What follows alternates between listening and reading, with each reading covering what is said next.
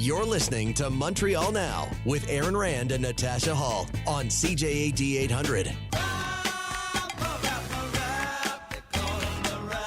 That is James MENNIE over at the Montreal Gazette. So, Jim, let's start off with this. I'm guessing we're talking about the CHSLD lawsuit here that's now going to be happening?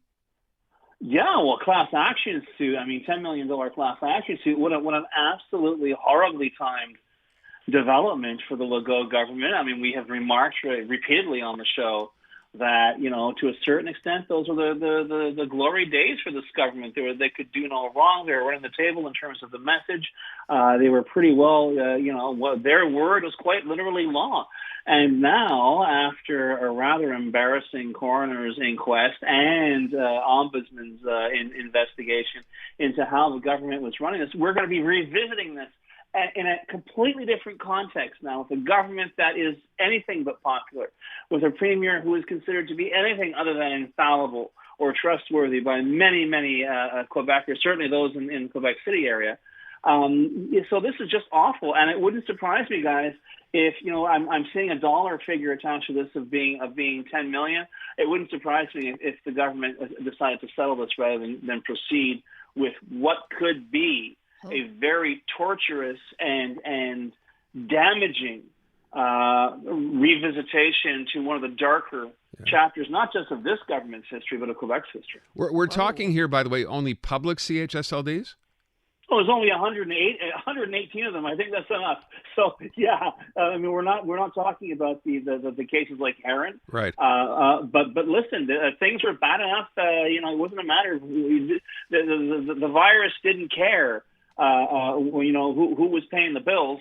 The fact is, the suit contends that there was a plan to respond to this that sat on a shelf that nobody thought of. All of this, pandemic reaction plan, which had been put together by the World Health Organization, which was there, in case of emergency, break glass. Nobody touched that. This is what the lawyers contend, and people paid for that negligence, for that incompetence with their lives.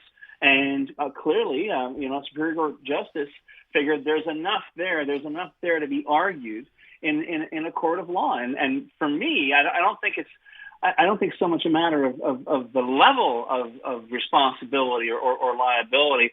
It's just that can this government stand that kind of sentimental journey back into hell, especially at a time in a crucial year, really, before an election year, where it's got to do everything it can to re-burnish its image. And all of a sudden, because we all know this is going to be making, despite the fact that, it's been 4 years, for a lot of people, it seems like 4 weeks ago. And this is going to make a lot of headlines. I will tell you, we're having one of the lawyers on in the suit just after 5:30 to break it down and give us the details on what they're looking for from the government. So just after 5:30 news for those just hearing the story. I find I'm going to ask you the same kind of thing that I always ask you, Jim, which is because I feel like I'm waiting all the time for the straw that broke the camel's back, for people to just say, no, I am done with this government. Could this be the one thing? Could this absolutely? I think this is a horrible. This is the worst possible thing that could happen. The worst possible, because this is not about not like we have an actual, as far as I'm concerned, official opposition. This is not like the official opposition standing up and making their life difficult. This is a past that everyone remembers. This is a past that a lot of people still feel resentful over, whether it was because of the vaccination passports, or simply because of the way we were told to stand on our heads and we get through this, and we went through all of these various hoops and whatever to finally come down and then discover after the fact that fundamental stuff that should have been done to protect the most vulnerable people in our society, the people we owe the biggest debt to, which is our elderly, they got hung out to dry and they literally died by the thousands. This is not something you can finesse your way out of, no matter how gifted a public speaker you are, no matter how good your political reputation.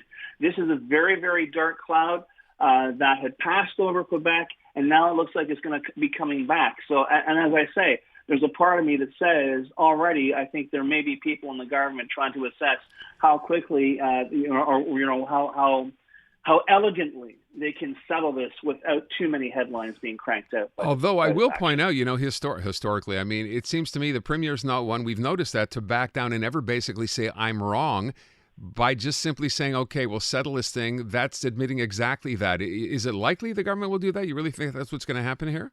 I tell you, Aaron, don't forget, and as you and I were talking back in those days, this was Francois Legault's show. He was the star. He was the MC.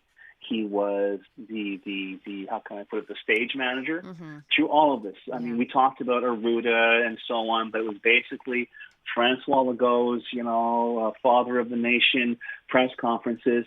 The pandemic, the good that was done with the pandemic is indelibly a part of Francois Legault's political reputation. But the problem is that works both ways.